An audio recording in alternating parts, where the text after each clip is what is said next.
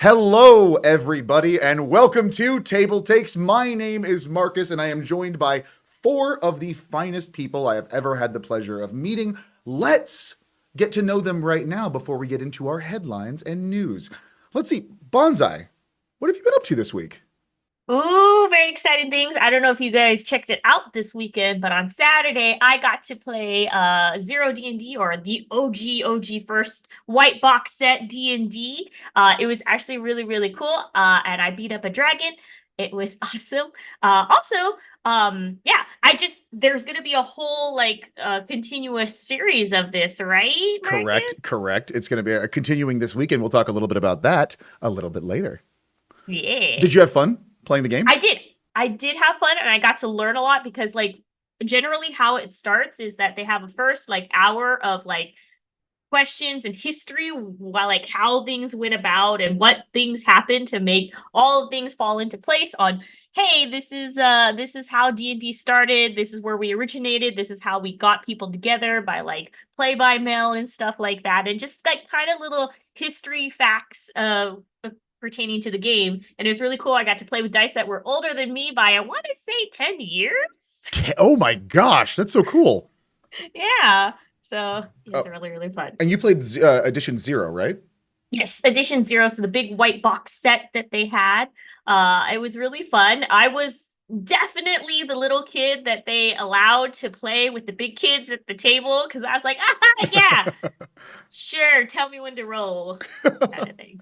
Awesome. You can go check this video out on the Gen Con YouTube channel right now. I'll just say it. Bonsai was delightful. Bonsai was fantastic during that stream. So go check it out. Lots of good resources. And another episode coming up this Saturday. But more information. We have stuff to talk about and people to get to know. Javion, I am curious about getting to know what your week was like. As you can see, I've been playing a lot of Minecraft. I'm getting back into some modded stuff. That was fun. I got super into Disney Lorcana. I think, What? yeah, you have Peter to thank for my newest obsession. He asked why people are getting into Disney Lorcana on Facebook. I happened upon the post. I was looking at people's recommendations, and it turns out it's a lot simpler than Magic the Gathering. Did you guys know there's virtually no interrupts in Disney Lorcana? You can't do anything on your opponent's turn. You have to just take your own turn. I love that. In Magic, Oh. I'm always constantly being stopped, blocked. I'm in the middle of doing stuff, and then oh, surprise, I have more health now. So the thing you actually tried to do doesn't work. And then the stack and all this stuff, it just gets complicated. But I'm having a good time playing Lorcana. I'm playing with a bunch of people who never play card games. I'm playing with all my friends who hate Magic the Gathering, people who I usually only just hang out with to go outdoors and do stuff like that with. Now I'm getting them into gaming, and it's really cool. That's awesome. I have a request for you in Bonsai, though. Can you please teach me Lorcana? Yes, I would love to play. absolutely. Oh my gosh. I didn't get in. I used to love Magic. I have not played consistently, really, ever in a long time, and I am looking for a new card game. So this might be right up my alley. And now I have two people to bug. That's exciting. I have all of the starter decks except for the ones for first chapter, and I'm planning on getting the ones for Ursula's Return when it comes out this weekend. So yes, I got you, buddy. Awesome. I cannot wait. Noir, I see your face looking like you are unhappy about interrupts because you do. Please let me know if I'm incorrect. It is your joy to just accost people in the middle of a turn. Am I wrong? There's nothing that brings me more happiness than seeing someone with a well thought out plan and seeing them bring it to fruition and knowing that I can stuff it before it ever hits the field.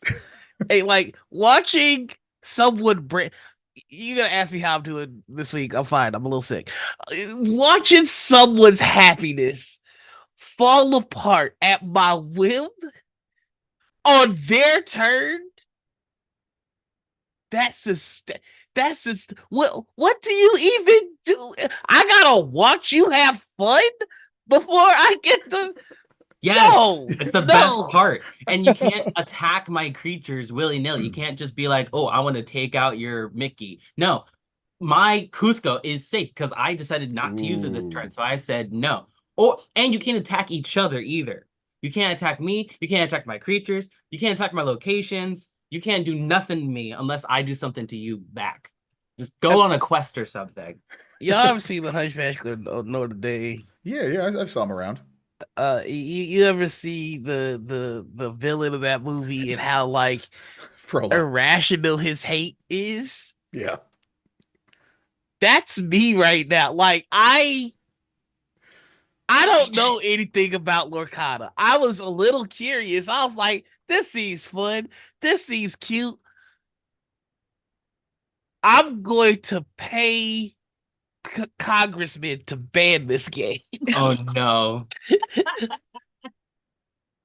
Yeah, I know, There right? you go. We can get rid of TikTok. We can get rid of Lorcana because we should be teaching children that it's okay to watch other people be happy.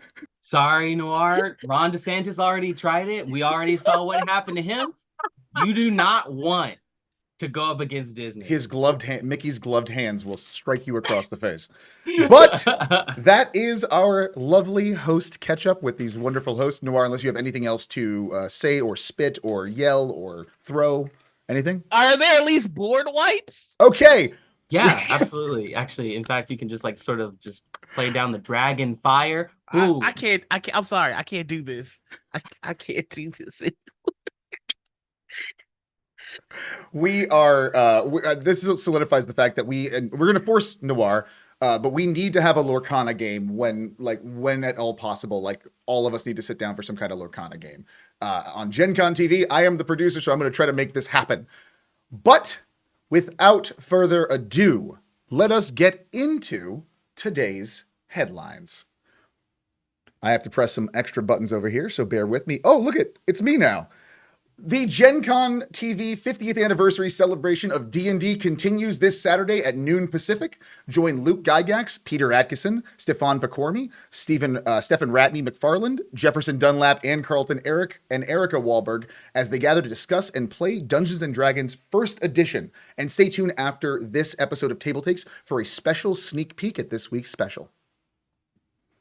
I am really excited for this week. We have a good group of people, and also Bonsai, you were there last week, so you know what it's like. Any words of advice? Any words of advice for folks who are joining this week who were not there in the game?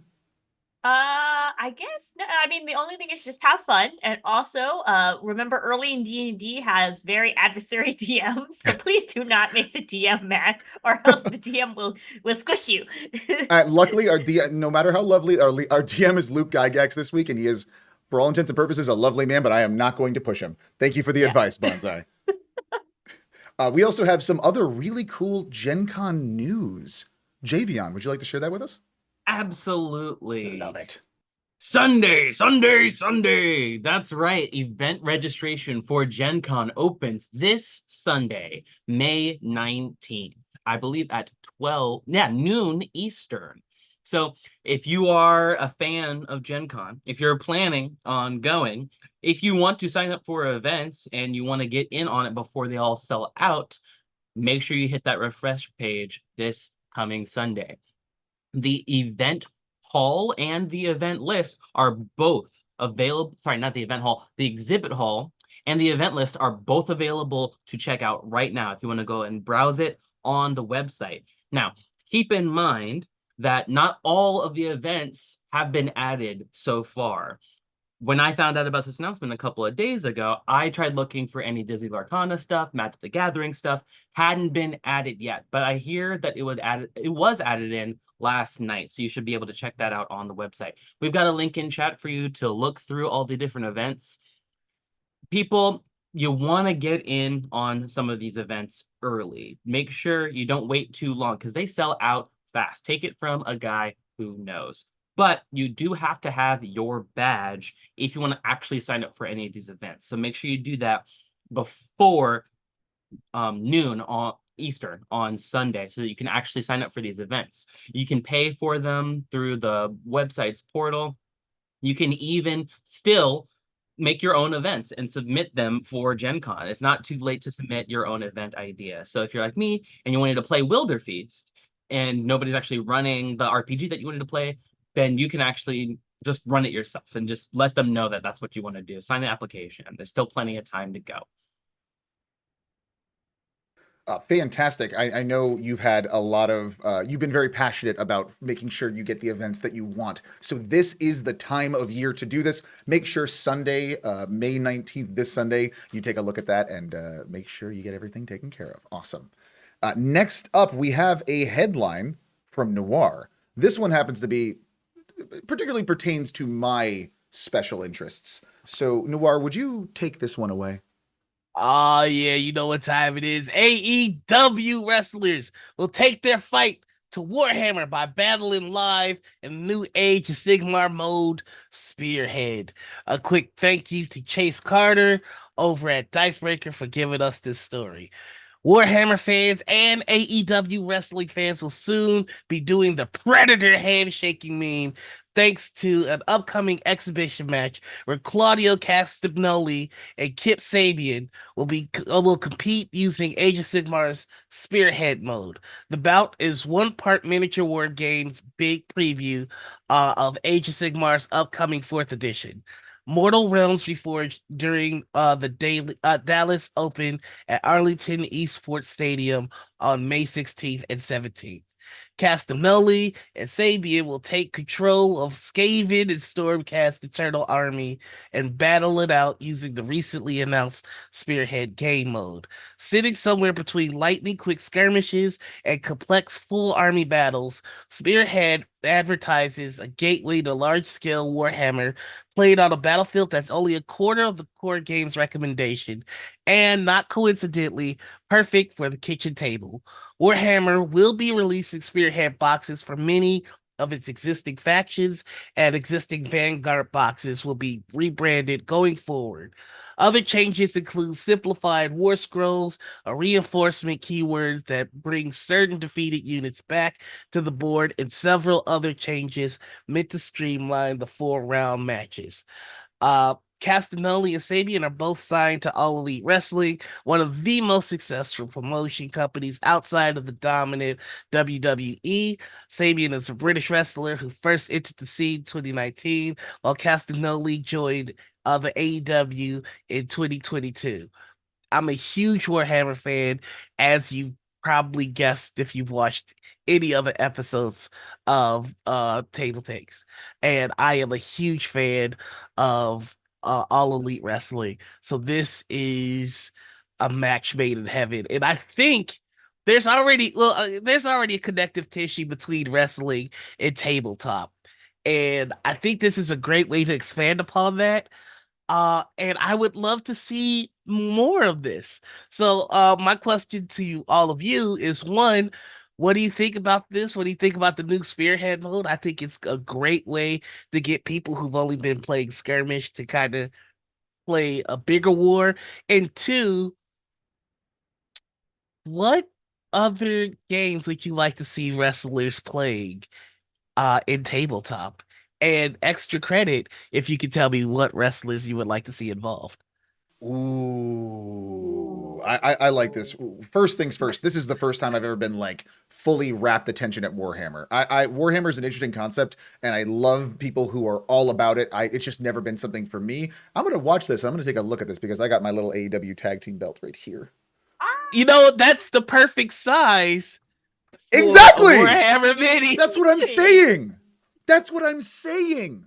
And the new Spearhead mode allows you, I don't know if there's tag team. The Spearhead mode probably doesn't have tag team mode yet, but we're getting there. This is a part of the evolution of the space of the gaming of wrestling coming together like that. Because there was also that amazing, we covered it a couple weeks ago, Karlak from Baldur's Gate 3 cosplay from Athena. Who's an absolutely talented wrestler.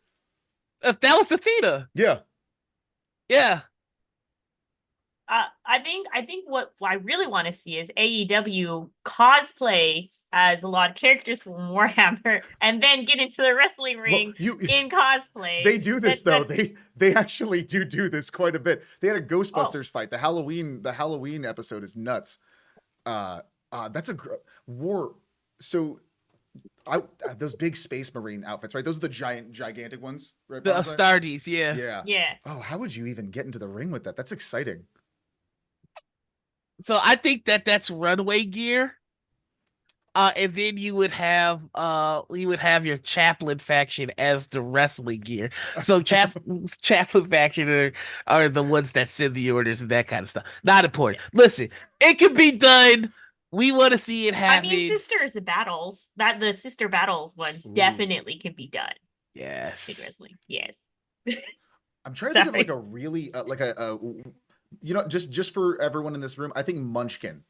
I want to see wrestlers play Munchkin. In Why? character. I've I want to angered see I've them angered our play team. it in character. Or it would be fun just for them to do a campaign of wrestlers all going through and all just playing wrestlers in the fantasy realm. Do Daggerheart or something like that Ooh, and just that's a fun roll one. up yeah. Yeah, so AEW, hey, we're Gen Con. Want to work with us? We'll happily do some RPGs with you. We'd love it. Come on by. But we should move on to our next headline. Bright and shiny Bonsai. Would you like to share that with us? Alrighty, folks. Guess what? 2023's Golden Geek Awards have been announced. Thank you to Scott Alden at Board Game Geek for these announcements. The winners of the newest round of the Golden Geek Awards are out, and it's a bit of a surprise. Despite piles of nominations, Voidfall and Earthborn Rangers did not win a single award. They both got runner up in a single category each. Earth did win Medium Game of the Year. Thunder Road Vendetta won Light Game of the Year, and the big favorites were clearly Sky Team and Hegemony lead your class to victory. Sky Team took Best Two-Player Game, Best Cooperative Game, and runner-up in 2 more categories, while Hegemony took an Innovative Game and Thematic Game and Heavy Game of the Year.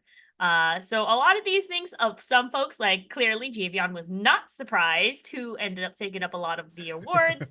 But yeah, what do y'all think? And I think there's discussion behind the scenes of, hey, these are games that we didn't even know were on the map, are like actually really, really cool games. This does tell me that maybe I do want to invest in Earth, even though I do have Arc Nova. It's hard to decide. What do y'all think? I'm pretty. I think this is just. I don't have much more to say about this, but that I'm going to look into Hegemony. That game looks incredibly complicated, but it might be very very interesting to play with the right group of people. That's the heavy game, I believe. Winner. Yes. Yeah. JB, I'm sorry to cut you off. Go ahead. No, please. I am super excited to see Castles of Burgundy getting some more love. You don't always see remakes getting any accolades, because people are like, well, you got your chance back when you first got released. So yeah, I went all in for the Castles of Burgundy Special Edition Kickstarter. Pretty sure it was like $250 or something like that, just to get all the stuff I already own, but with all of the extra cool stuff, plus the new expansion of the vineyard that they added in. So yeah, very, very cool to see that I called it. That Sky Team is amazing. It's one of the best co-op games I've ever played. Probably my favorite co-op game now. I've heard nothing but good things about Sky Team from Peter, from you, from D. Like it's definitely high on my list. So it's also nice to see all these games that we've brought up before in other episodes just get awards. It's really cool to see. Also, do not sleep on That's Not a Hat.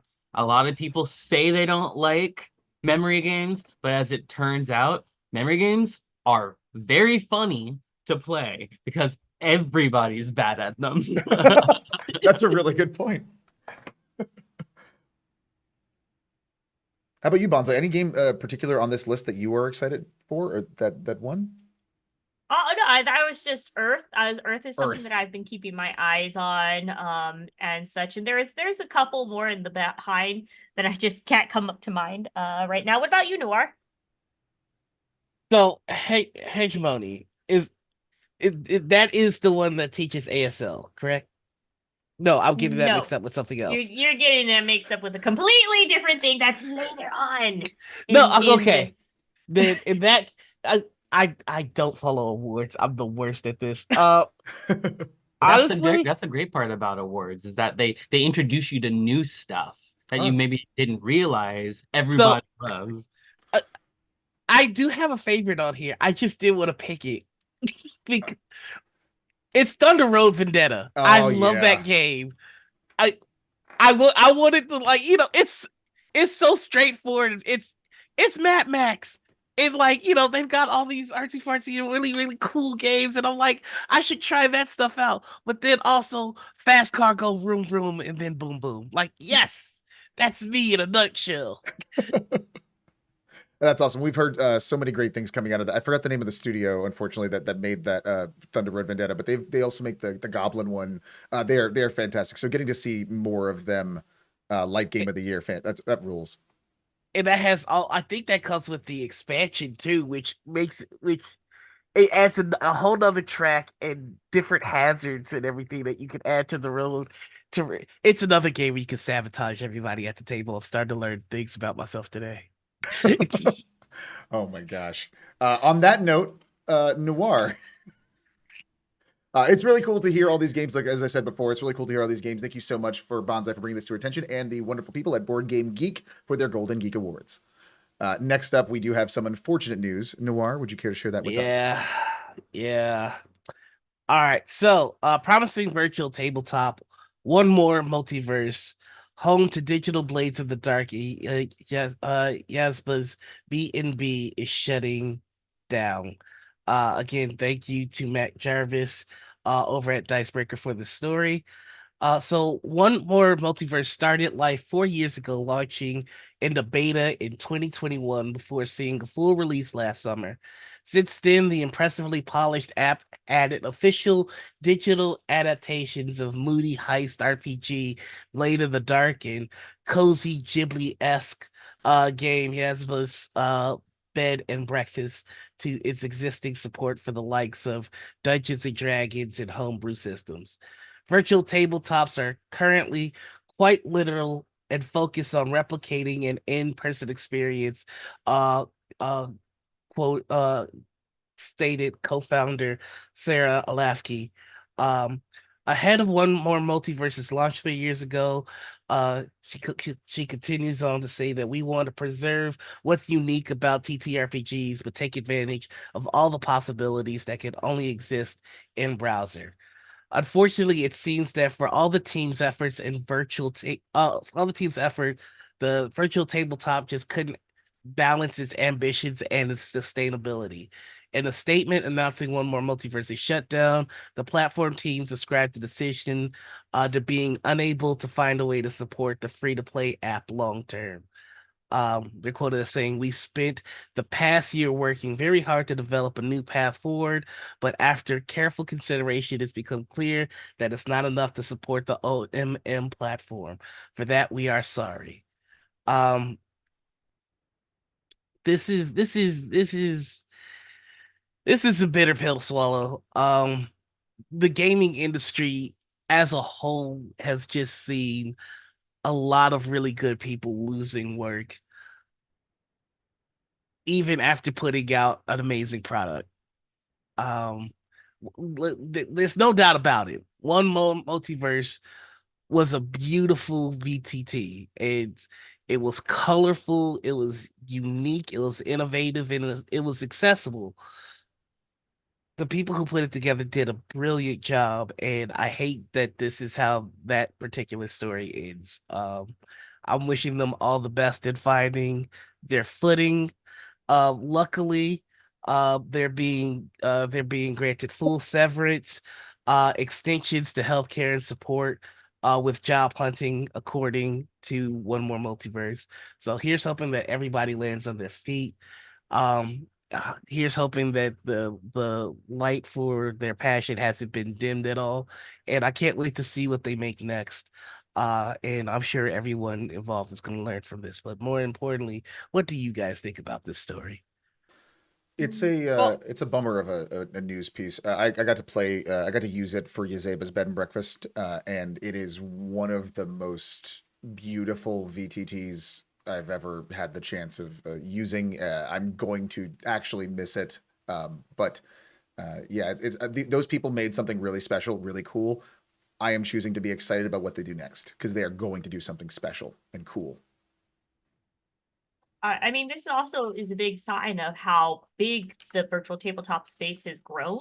That now there's like companies coming in and making it very competitive, of a circuit that sometimes, hey, little folks can't get lost in the crowd because there's so many different other groups coming in being like, hey, do we have this to offer and this to offer? My only hope is that maybe they find passion in one of these companies and implement some of their like flair into it, so these other like virtual tabletop spaces can get a little bit of that magic so it can still kind of stay alive in a different form.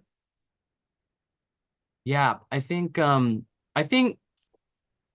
sometimes the 3D aspect of like miniatures games, or using miniatures for games can sometimes actually make people a little bit overwhelmed. Immersion isn't always the main goal for role-playing games.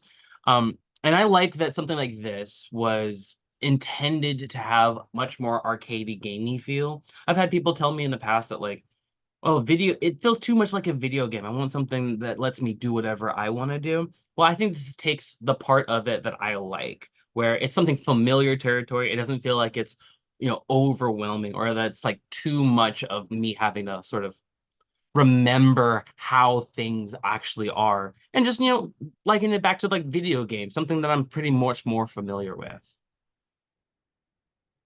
Sad. Yeah, truly Yeah. is. But we must continue.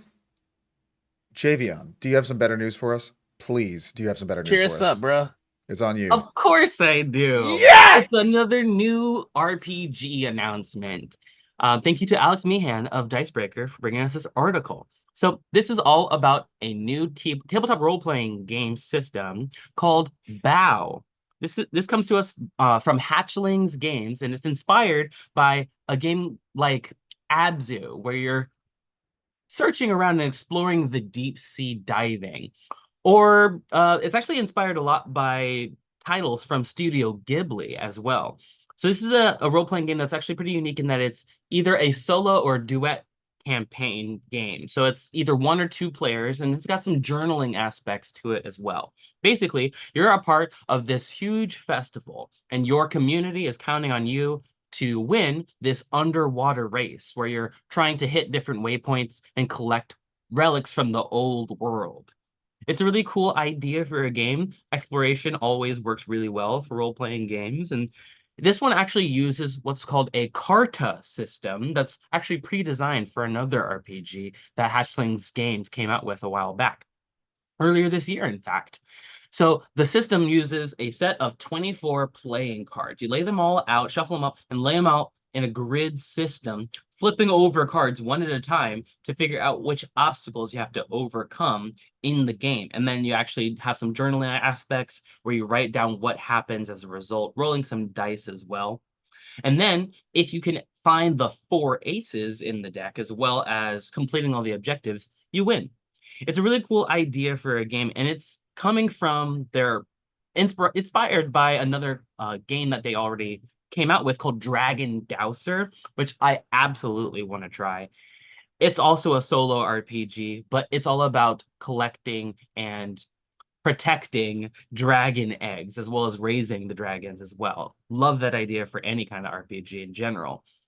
And then they also Hatchlings Games actually came out with another game I thought was pretty cool called Inspire Isles, which is all about teaching British and American Sign Language through the gameplay. So all of these really cool systems from Hatchlings Games. I'm really excited to see what they do different with BOW. I know that they draw a lot of inspiration of the art and all of the beautiful stuff that they put into the game from Studio Ghibli films and the huge swaths of landscapes that they use. So I thought that was really cool. So we can look forward to seeing the crowdfunding campaign for BOW, the TTRPG, coming in May 31st, to backer kit. So you can back it then when it comes out. And you can even go now to get signed up to get an alert when it's ready.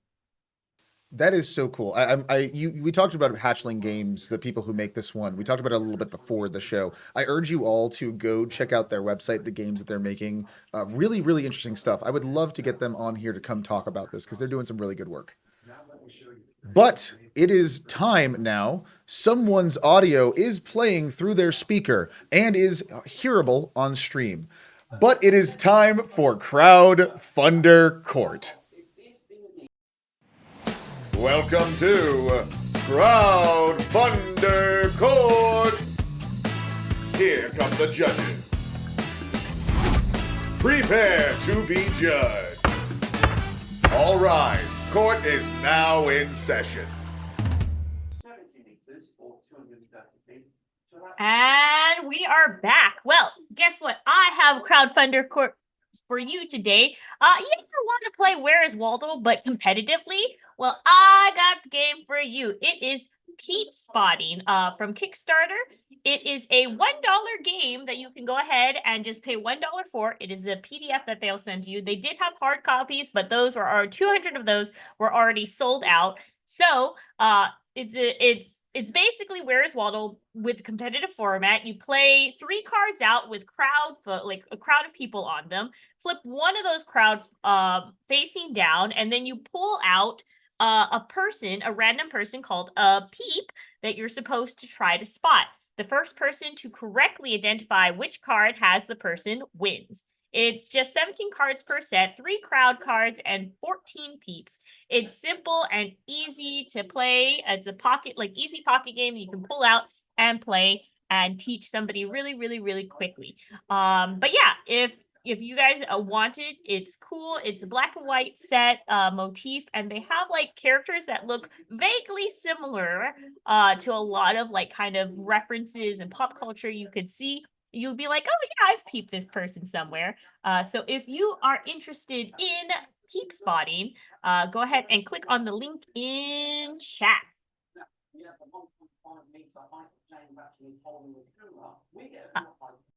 That is awesome. Peep Spotting. I had to read that name about 15 times. But this looks really cool. Does this not count as like a memory game to you, or is this more of a? Because you have to. It's more of a visualization game, right? Looks like. Yes, it is visualizing. Awesome. Wonderful. Well, we have another crowdfunder while we are having a few technical difficulties. Noir, would you like to take this one away and save our lives? Oh, you know I got you, boo. Thank you. All right, let's talk about At the Gates. It's totally not Final Fantasy. All right, now that we got that out of the way, At the Gates is a brand new high fantasy tabletop role-playing game about burgeoning heroes struggling to survive, fighting for what's right, exploring dangerous places, and saving the world. Right now it has a goal of $25,000, and they have raised $46,240 with 831 backers and 21 days left to go. You're gonna want to get on this one. Listen, the first thing you're gonna notice about this is the art. It's gorgeous. It shares a lot of similarities between the art style made popular by the Final Fantasy series, which is why I make that joke. But honestly, this is just something that is gorgeous to look at. The way they play with color is just mwah, it's wonderful. Now, what you're going to be getting in this crowdfunder is you're going to get the core rule book for a high fantasy game inspired by Japanese RPG video games. Inside, you're going to find details on the setting of Everin and the political struggles of the nations that inhabit it. 5 professions that define your character's role within your playgroup, rules for creating characters, running the game, and playing using StoryPath Ultra, which is the system that this game runs on. More about that later. Information on exciting monsters found throughout the world and the demons that inhabit the void. Now, let's talk about exactly what is StoryPath Ultra. I mean, You're familiar with 5e, you're familiar with Powered by the Apocalypse. Well, this Story Path Ultra is a system which enables characters to be competent at what they do, while also presenting challenges with real consequences for both failure and success. The only reason to pick up the dice and roll is when the results of their action carries uncertainty, and failure might push the story in a new, different direction. If that's the case, the process is simple. So again, this system works on the assumption that your character is competent at basic tasks, and the only reason to roll is when there's uncertainty. So first you're gonna roll. The player rolls their dice pool, which is the number of dice ranging from 1 to 10 that determines the intended action success or failure. Each die that meets or exceeds the target number, which is usually an 8, is considered a hit. Like hitting a target. Any die showing a 10 is considered a double hit, which means the dice count as 2 hits instead of just 1. Sometimes a power or special ability will mention double 9, which means that both 9s and 10s generate double hits. Then you add your enhancements. When rolling for actions, players have have access to special mechanics called enhancements, which represents additional hits in the same way as hits from rolling dice. If the result of the dice roll comes up with at least one die hitting the target number, the player applies their enhancements and rolls additional hits. From there, you determine the level of success and you play out. It's really fun. It's really simple, and I think that this is going to be a fun one to get your hands on. The only issue is making sure that you have enough friends to play with you. So that is my crowdfunder. Stop perceiving me. Done. Complete. Perception. Done. This is really cool. Both of you presented excellent crowdfunders. I appreciate that. Please check out these wonderful games that are up for funding at the moment. But right now, it is about time to hit our interview section. I'm very excited to bring in Lila. But first, we're going to play a little video to let you know what Gamers Engaged is. That'll be playing as soon as I press this button. Okay, see you in a moment. Games are powerful. Games allow people to use their imagination and curiosity to solve problems, work in cooperation with teammates, and reach new heights. Gamers Engaged knows they can also be used to do good. In the past 10 years, we found that gamers are a generous bunch, and when encouraged to help their community, they show up. Since 2013, gamers have given over $1 million to local charities through fundraising at Gamers Engaged events. That money has made a meaningful impact with local nonprofits like Game to Grow, Xenomath, El Centro de la Raza, and many others. So now, after 10 years of proven fundraising ability, Gamers Engaged is heading down its own path with the Play It Forward Fund. The Play It Forward Fund is a low-barrier grant program built to help connect local and national community nonprofits with gamers and companies that are looking to make meaningful impact with their giving and time. Gamers Engaged is also expanding their teen internship program, as well as corporate volunteer events, which facilitate connections between game industry companies and nonprofit organizations. Want to get involved and help Gamers Engaged do even more? Your generous gift at gamersengaged.org supports our program, or get connected and volunteer your time. Together, let's build the Play It Forward Fund, assist in helping companies make connections within our communities, and prove once and for all that gamers give back. Welcome back to TableTakes. We are joined by the incredibly talented founder and executive director of Gamers Engaged, Lila Ross. Hi, Lila. y'all. Good to see you again. So Has it already been a year? I can't believe that. That's crazy. it has been a year since the last Gauntlet, which makes this, I believe it's 1, 2, 3, 4, 5, 6, 7, 8, 9. Is this the 10th Gauntlet? 10 years, baby. Awesome. So exciting. Awesome. So exciting. What would you like to tell us what's a little bit different this year about the Gauntlet?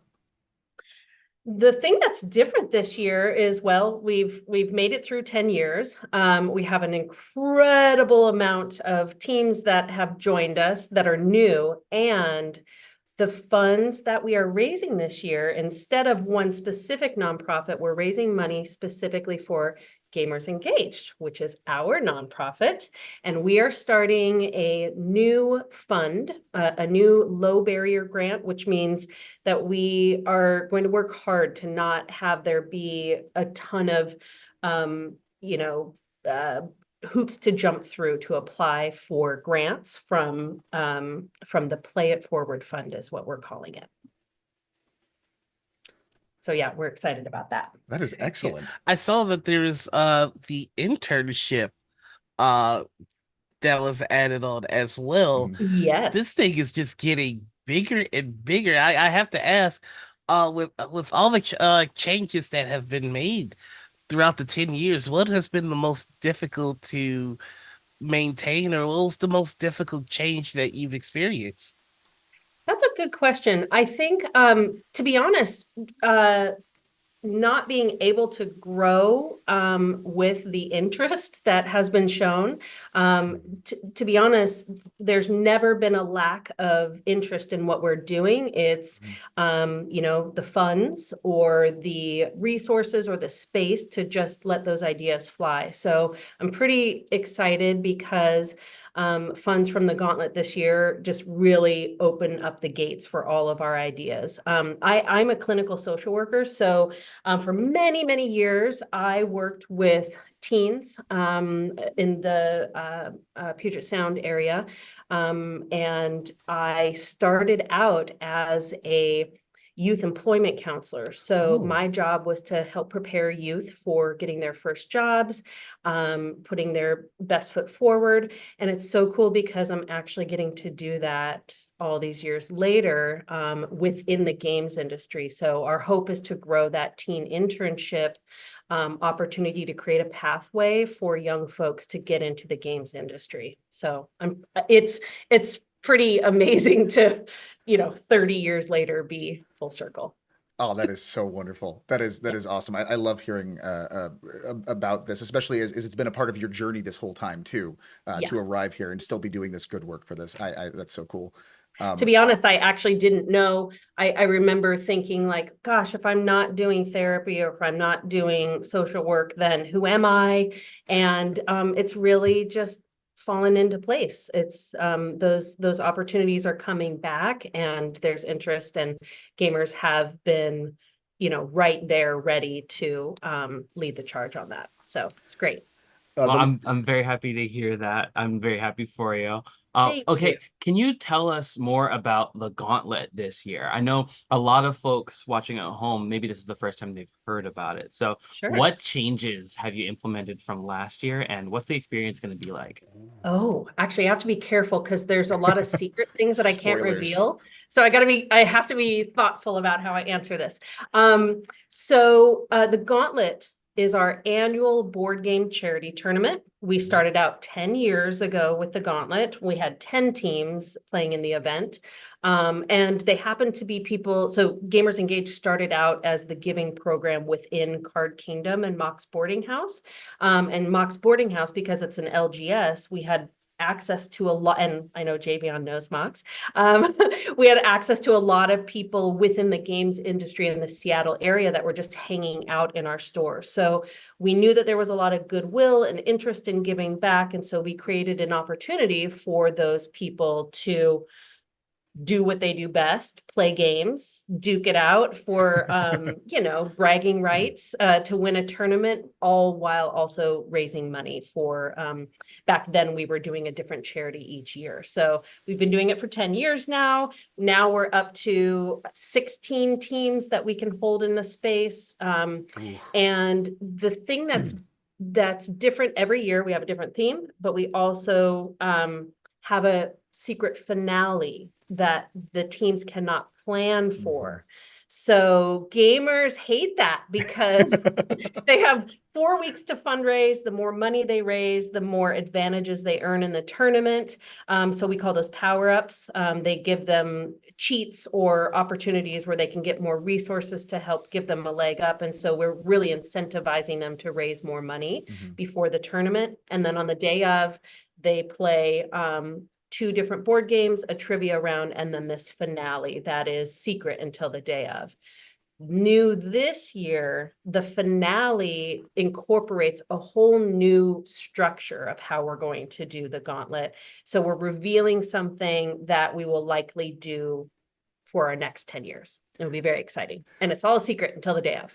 And that's pretty exciting because then we can bug you about it next week when you join us to talk about how the gauntlet went Yes. next Friday. So we'll have some extra news for you on this behalf. I'm excited. Yes.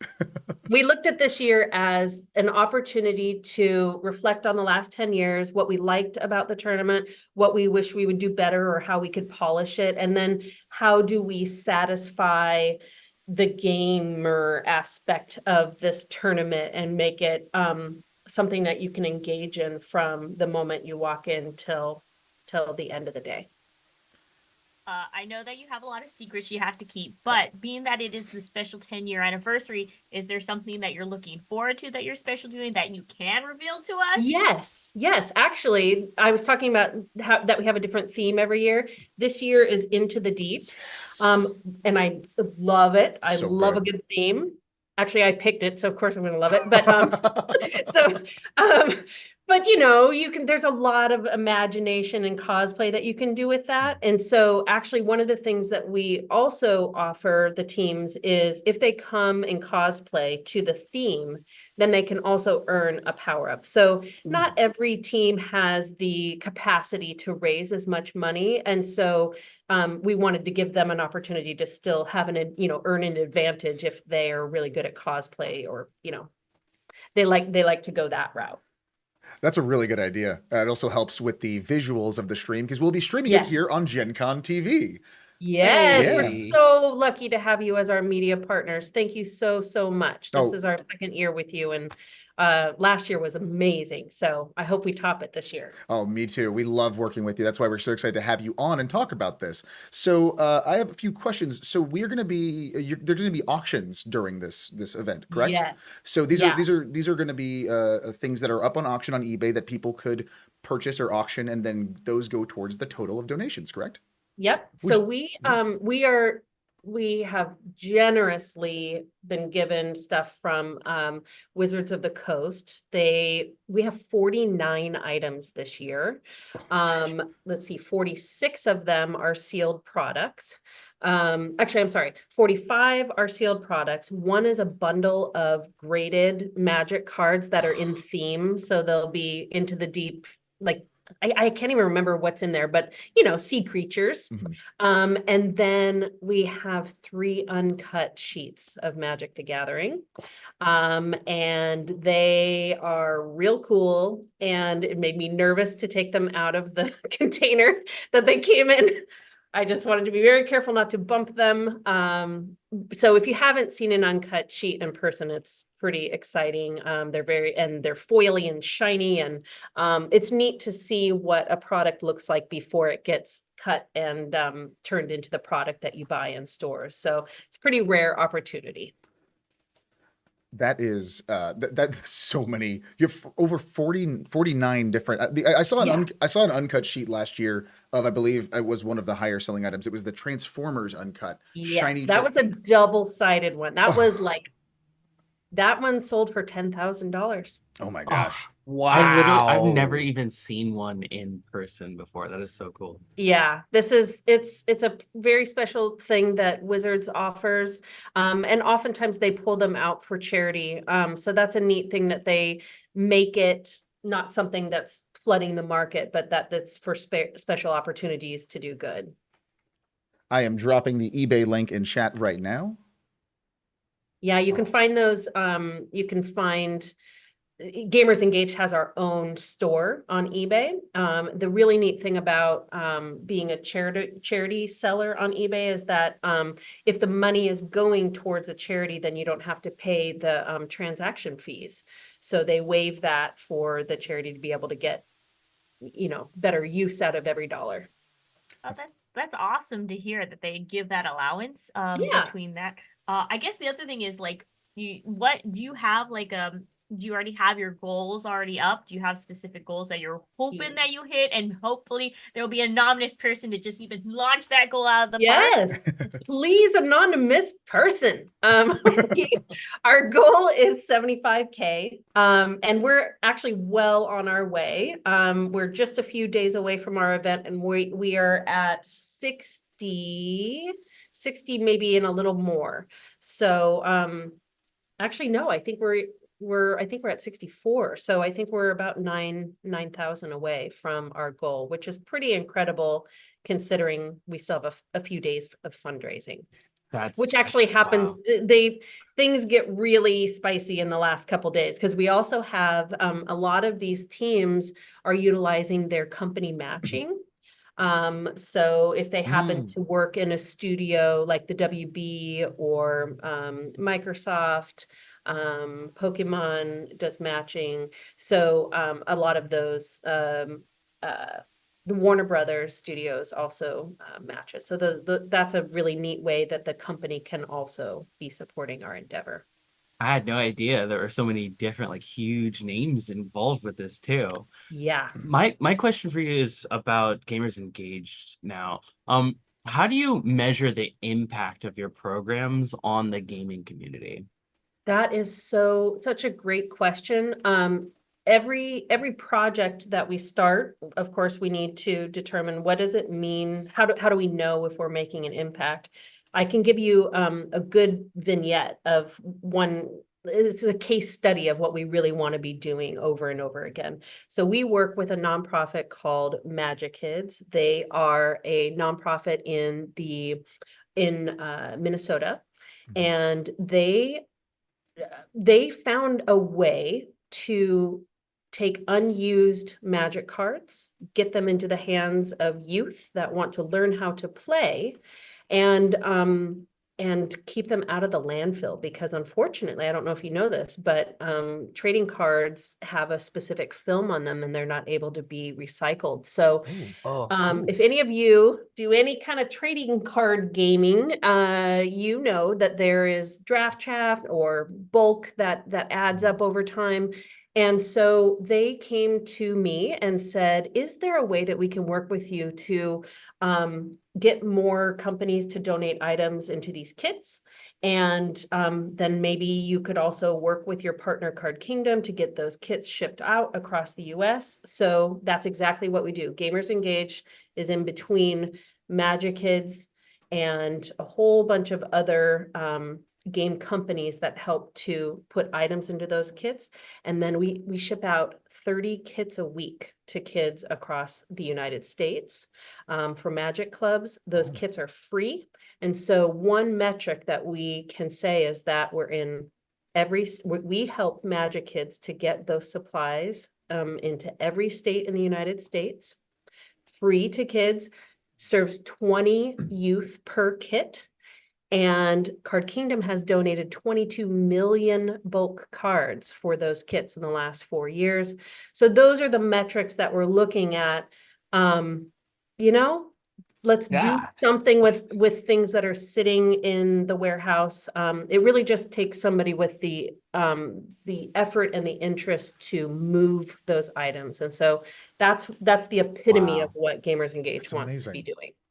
That is so cool. Absolutely amazing. We are running out on time, so I have one more question for you. Okay.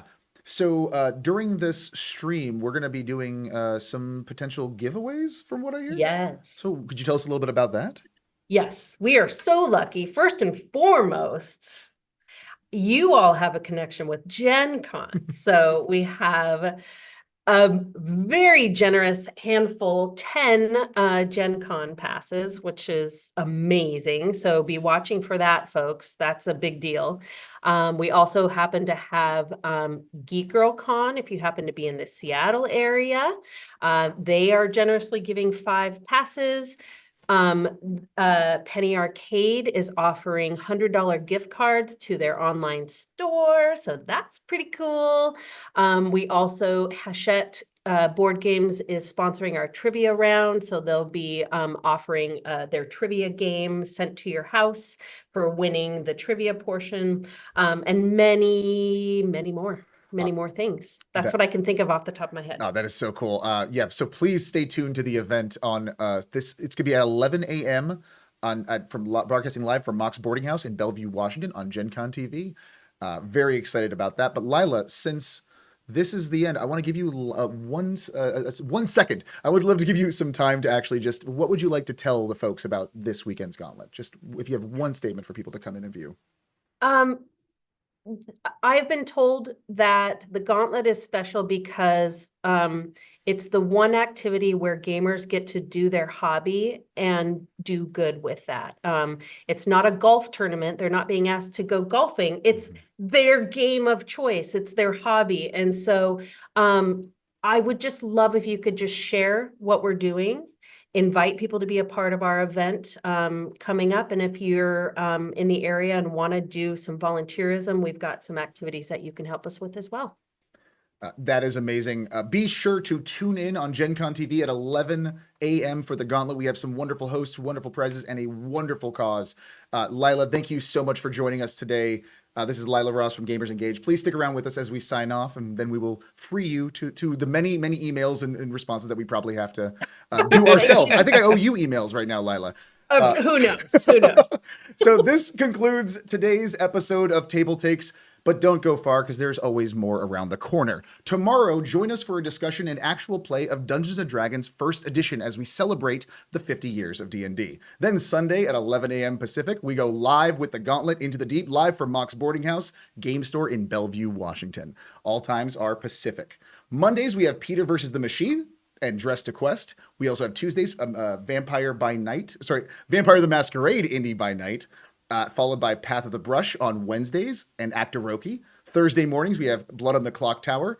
And then Thursday afternoons, we have Shadowrun from Roll with Rem Alternus. Fridays, 2 p.m., we're back here for Table Takes and Sarah's Table. Thank you, everyone at Gen Con. Thank you, Steve, Sarah, Tanel, Peter, who could not be here today. Thank you, Bonsai. Thank you, Javion. Thank you, Noir. Thank you, Lila. So excited, so happy to have this show. Thank you so much for watching and joining us. We will see you soon for the best 4 days in gaming all year long. Oh, and stay tuned. Sorry, I forgot one more thing. Stay tuned because we have a promo video for our D&D show. Okay, here we go. Goodbye, everyone. Wave so I can stop pressing buttons. Bye. Bye. Bye. Hi, it's Luke Gygax here. I just wanted to let you know I'm going to be going to Chaldea Studios May 18th to celebrate the 50th anniversary. Hi, it's Luke Gygax here. I just wanted to let you know I'm going to be going to Chaldea Studios May 18th to celebrate the 50th anniversary of Dungeons & Dragons with Peter Adkison and a group of my friends.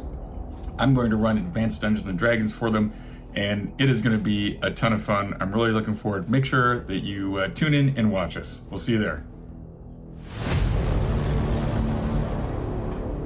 Hello, my name is Ann Carlton. I am a D&D performer on Actoroki on Gen Con TV.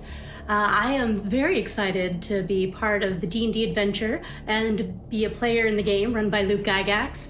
I often play with him in the Bingo Shortwit Chronicles when he's a player, but I've never actually had Luke Dungeon Master for me in person, so this is going to be a real treat. I'm very much looking forward to it.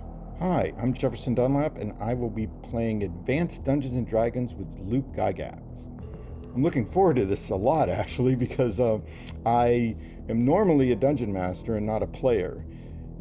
And I haven't played AD&D in a very long time. So it's going to be like getting back to basics. Hello, I'm Stefan Picorni, founder of Dwarven Forge. And I look forward to playing AD&D with Luke Gygax. Hi everyone, I'm Stephen Radney McFarlane, and I'm here to talk to you about First Edition Dungeons & Dragons, or what we used to call back in my day, Advanced Dungeons & Dragons, or AD&D. I'm really excited about coming back and playing this edition after all these years. I've played some OD&D, the first pamphlets from time to time, just to go back and get that experience. But my head has been so caught up in newer versions of the game that I'm gonna have to see how I do, see how much I remember. Hi, my name's Erica, and I've been playing Dungeons and Dragons for about 10 years at this point, and I'm really looking forward to playing with Luke Gygax, as he's a general kind human being, but also an amazing storyteller. I prefer AD&D because it's dangerous, it's intense. Death lies around every corner. It's medieval fantasy and horror as Gary Gygax intended. I really love Advanced Dungeons and Dragons because of all of its wonkiness. I love things like the Vancian magic system, where you have to plan ahead and think, I'm gonna do this type of adventure and I need these kind of spells, so I'm gonna memorize them in advance, and if I need 2 of them, it's gonna take 2 slots. I can't just learn that spell and then cast as many times as I have slots. No, you have to plan ahead.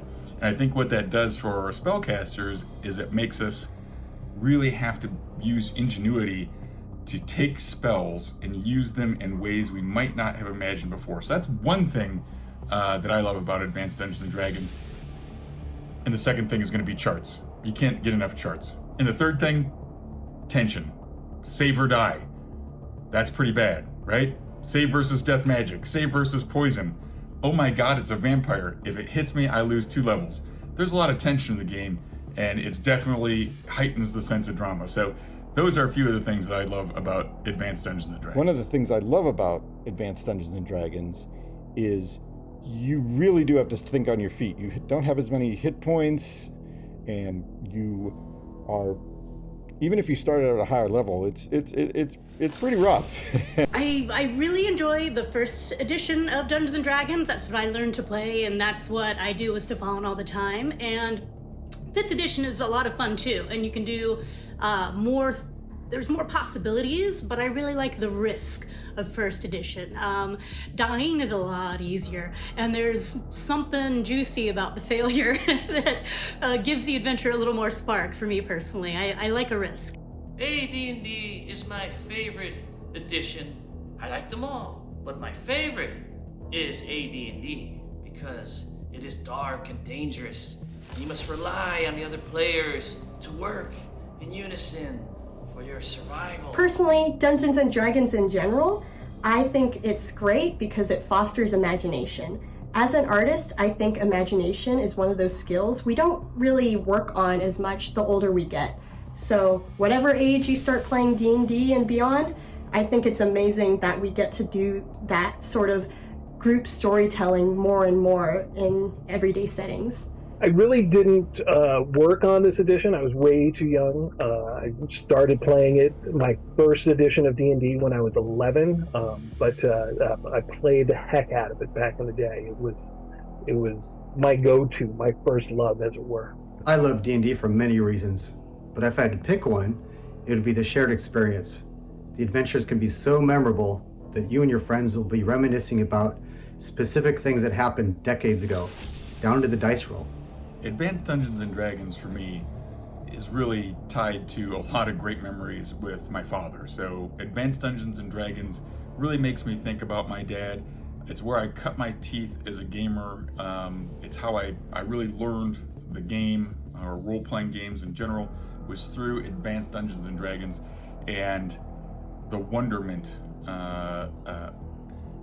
just how cool it was to look through the books and be able to read well enough to understand what those rules meant, what the descriptions of the monsters were, and discovering all these cool things by playtesting that my dad was putting into the various modules and things like that. So for me, it was really just quality time with my father, opening up the doors of my imagination, and then learning how to create and build by being in that sort of an environment. So those are some really, really great memories of Advanced Dungeons and Dragons, and one of the reasons why it's so why I'm so fond of it, why it's so dear to me.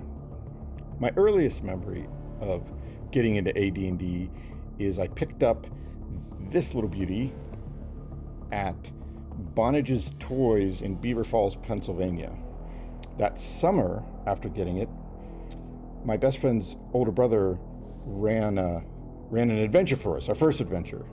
And if I remember correctly, we were killed on the way to the dungeon by a wild boar. But once we made our characters again and got into the dungeon, I hung on every word. I loved every second of it. I first started playing Dungeons and Dragons. I was 8 years old, I think. My brother, who was about 6-7 years older than I am, he had started playing and was dungeon mastering, and he brought me in as an NPC, and so his buddies and he were playing around the dining room table, and they found me in the dungeon as part of the adventure, and I was a thief, and they needed a thief. So they got to save the maiden, and they were so excited, but little did they know I was actually an assassin. So when we got to the big bad, I stabbed one of them in the back and the magic user and ran off. So they were really angry, but I was completely thrilled and completely hooked, and have been playing ever since. Dungeons and Dragons is the greatest game ever created. It helps us retain our humanity in this technopocalypse of a world where we're all turned into drones and computers, sitting together around the table like we used to do around a campfire in the caves. That's what keeps us human. This is very important for the future of humanity, to keep playing role-playing games. They should take them into outer space. When we go to Mars, we should bring Dungeons and Dragons and play in spaceships. Very important. The other thing that I really love about D&D is demoing for people, teaching new people, because in teaching people, I get to kind of relive that first time again of playing. I see it in their eyes, and they're just so much fun. They come up with the best solutions. They come up with the best role-playing tricks, and it's just, I love it. One of the most memorable games that I ever ran of this edition was at the Tunnel of Elemental Evil. That adventure just came out, so did Unearthed Arcana, and one of my players was playing the new Barbarian.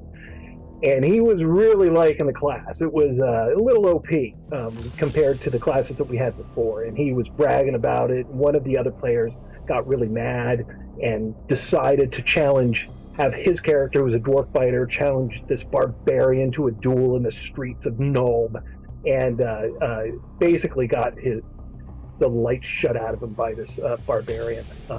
Was my first ever table flip, as the guy just lifted up the table, left the game, dice scattered everywhere.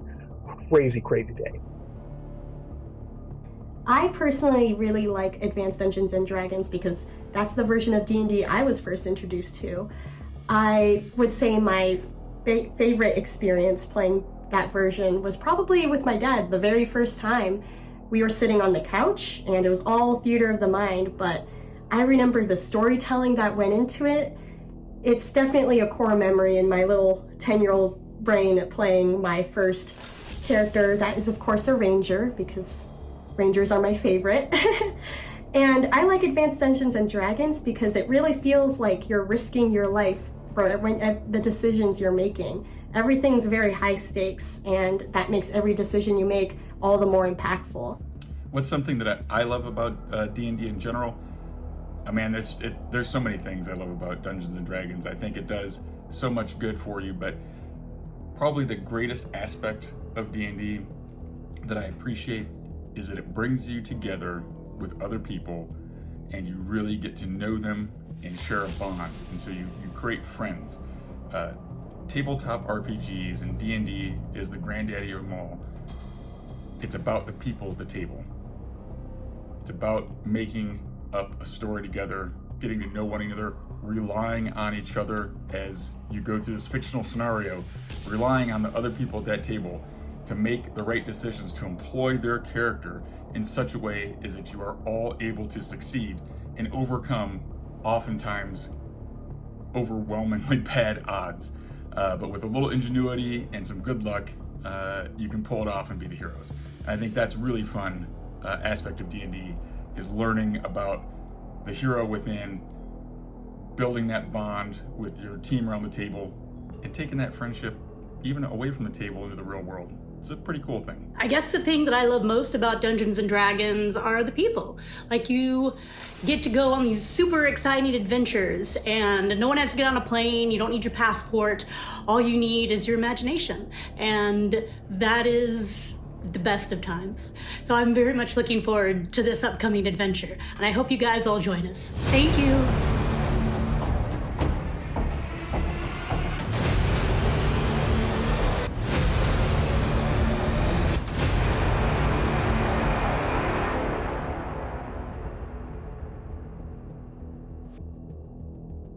last time I played AD&D, I believe it was Luke Gygax running us through the Temple of Elemental Evil. Tomb of Horrors.